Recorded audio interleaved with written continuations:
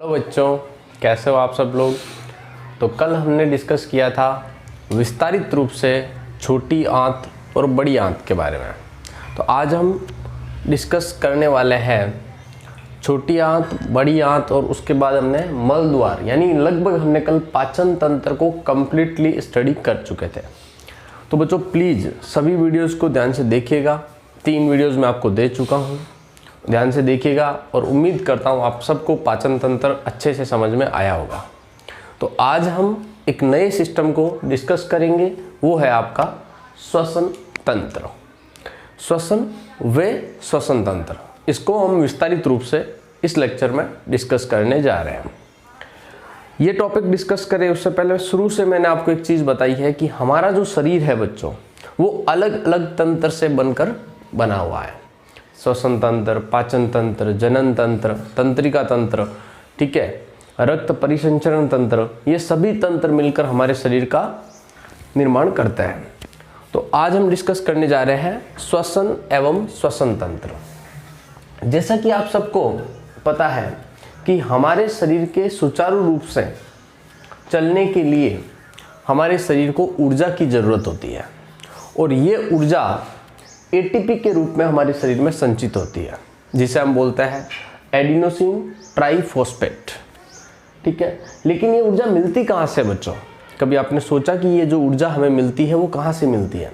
तो ये ऊर्जा मिलती है हमें भोजन और ऑक्सीजन से। भोजन और ऑक्सीजन से, जो भोजन का हम सेवन करते हैं वह और ऑक्सीजन, इन दोनों के मिलने से जो ऊर्जा हमें मिलती है वही हमारे शरीर का सही रूप से संचालन करती है, ठीक है। तो जब हमें ऑक्सीजन और भोजन से एनर्जी मिलती है तो ये एनर्जी हमारी सभी कोशिकाओं तक पहुंचाई जाती है, सभी कोशिकाओं तक पहुंचाई जाती है और ये ऊर्जा एटीपी के रूप में हमारे शरीर में होती है, जिसे हम बोलते हैं एडिनोसिन ट्राइफॉस्फेट। सबसे पहले हम डिस्कस करते हैं कि श्वसन किसे कहते हैं। श्वसन कहते हैं वायुमंडल, रक्त और कोशिकाओं के मध्य गैसों का आदान प्रदान। यानी जो वायुमंडल बना हुआ है हमारा अनेक गैसों से मिलकर, रक्त हमारे शरीर में जो ब्लड है और हमारे शरीर का सबसे छोटा पार्ट जो कोशिकाएं हैं, इन तीनों के मध्य गैसों का जब आदान प्रदान होता है, गैसों का जो आदान प्रदान होता है उसे हम बोलते हैं श्वसन। अब गैसों में किस गैस का आदान प्रदान होता है? तो एक तो है ऑक्सीजन और एक है आपकी कार्बन डाइऑक्साइड। इन दोनों गैसों का हमारे शरीर में क्या होता है? आदान प्रदान होता है और इसे ही हम क्या बोलते हैं?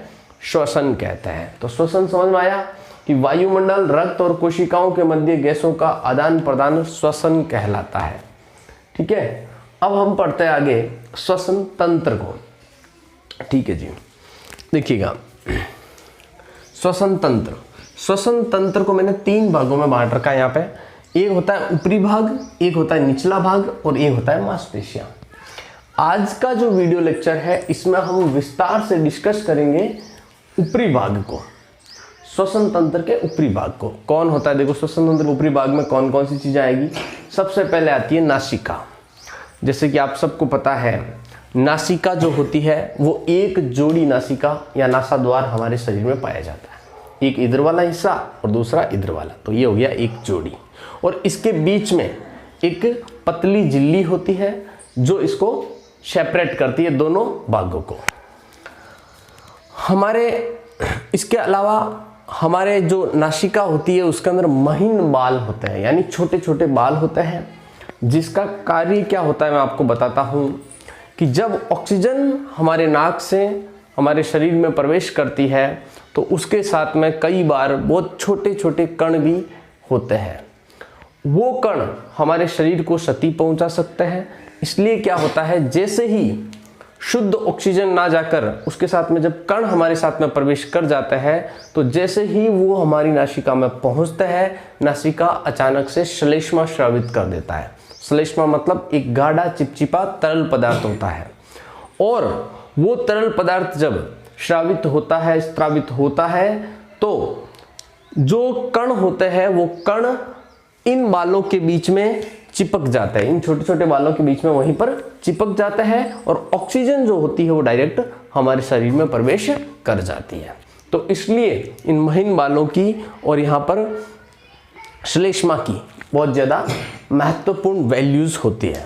ठीक है, एक है रक्त प्रवाह। रक्त प्रवाह का मतलब क्या होता है, आपने देखा होगा कि कई बार हमारे नासिका पर चोट लगने से रक्त का प्रवाह होने लग जाता है।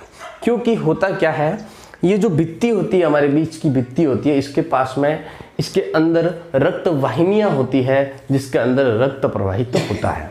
तो हमने क्या पढ़ा, नासिका पढ़ा। नासिका के अंदर क्या होता है, एक जोड़ी नासाद्वार होता है, छोटे छोटे महीन महीन बाल होते हैं जो रेत के कणों को हमारे शरीर में प्रवेश करने से रोकते हैं।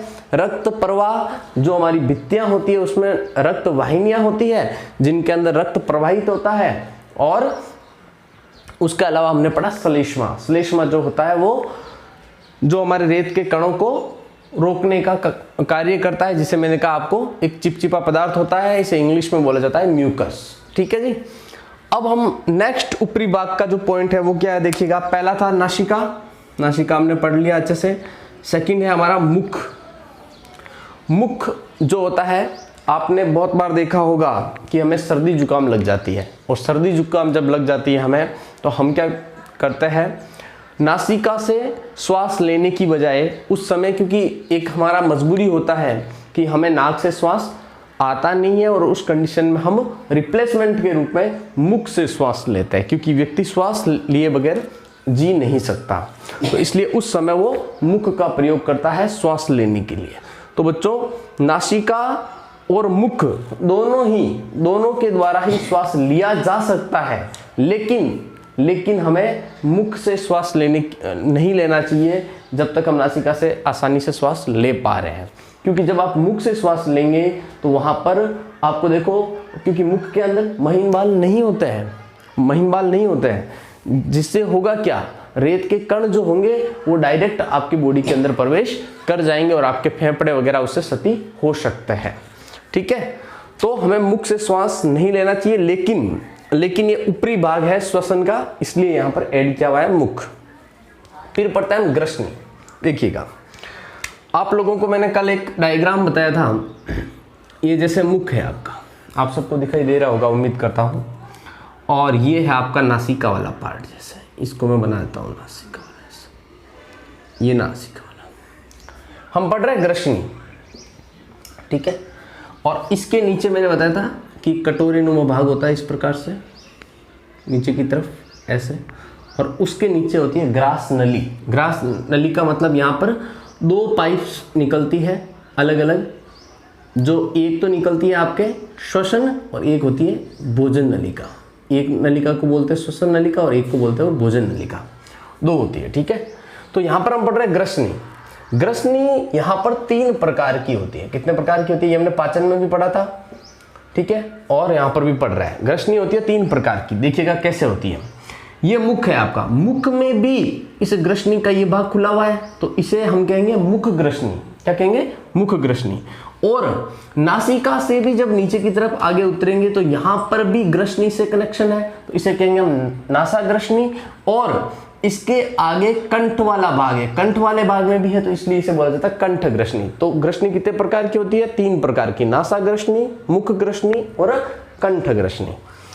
अब हमें पता है जैसे ही ग्रसनी वाला भाग खत्म होता है, यहाँ पर होता है घाटी ढक्कन। क्या होता है, कल मैंने आपको पाचन तंत्र में सिखाया था कि घाटी ढक्कन क्या होता है। घाटी ढक्कन को हम बोलते हैं एपिग्लोटिस। क्या बोलते हैं, एपिग्लोटिस। याद रखना ये भी। घाटी ढक्कन का जो मुख्य कार्य होता है बच्चों, वो ये होता है कि भोजन को भोजन पाइप में ही भेजा जाए और श्वसन को श्वसन पाइप में ही भेजा जाए। क्योंकि भोजन यदि श्वसन में और श्वसन यदि भोजन में पहुंच जाएगा तो उससे क्या होगा, आप उलझ जाओगे और आपको समस्या होगी। इसलिए जो एपिग्लोटिस का जो मुख्य कार्य होता है वो भोजन को भोजन पाइप में भेजने का व श्वसन को श्वसन पाइप में भेजने का होता है। ठीक है जी, तो ये हो गया घाटी ढक्कन का कार्य। तो यहाँ पर होता है आपका घाटी ढक्कन, इस पॉइंट पर, यहाँ पर इस जगह पर बना होता है घाटी ढक्कन। ये हो गया आपका ग्रसनी उम्मीद करता हूँ आपको ग्रसनी अच्छे से समझ में आया होगा, ठीक है। और ग्रसनी 3 प्रकार की होती है, नासा, मुख और कंठ, और एक कार्य समझ गए आप घटी ढक्कन का। अब हम पढ़ते हैं स्वर यंत्र। स्वर यंत्र देखिएगा, स्वर यंत्र पढ़ने से पहले मैं बता दूं, यहाँ पर हम केवल डिस्कस करेंगे श्वसन नलिका को। यहाँ पर हम भोजन नलिका वाला पार्ट नहीं बना रहा हूं मैं, यहाँ पर श्वसन नलिका बना रहा हूं क्योंकि हमारा टॉपिक है श्वसन एवं श्वसन तंत्र, इसलिए। तो जब यहाँ से ऑक्सीजन हमारे शरीर में प्रवेश करेगी तो यहाँ पर एक लेरिंग्स होता है, लेरिंग्स, क्या बोलते हैं इनको, लेरिंग्स। स्वर यंत्र बोल सकते हो या लेरिंग्स बोल सकते हो। इस जगह पर स्वर यंत्र या लेरिंग्स होता है, जो बच्चों 9 उपास्थियों से मिलकर बने होते हैं। 9 उपास्थियां, यानी अस्थि जो होती है, हड्डी, वो ना होकर वहां पर उपास्थि होती है, उसे उपास्थि बोला जाता है। 9 ऐसी बनी होती है, परतें बनी होती है, यहाँ पर उससे बनी होती है, और उसे हम स्वर यंत्र या लेरिंग्स बोलते हैं। और यहाँ पर श्लेष्मा झिल्ली भी होती है, जिसे हम स्वर रज्जु बोलते हैं। क्या बोलता है, स्वर रज्जु। यानी कहने का मतलब यह है, स्वर यंत्र या लेरिंग्स का जो मुख्य कार्य है वो यह है कि जब हम ऑक्सीजन को अंदर की तरफ खींचते हैं या कार्बन डाइऑक्साइड को बाहर की तरफ भेजते हैं, तब क्या होता है, स्वर यंत्र में कंपन उत्पन्न होता है। और जब आपने छोटी क्लासों में भी पढ़ा होगा कि जब कंपन होता है या जहां पर कंपन होता है वहां पर ध्वनि उत्पन्न होती है।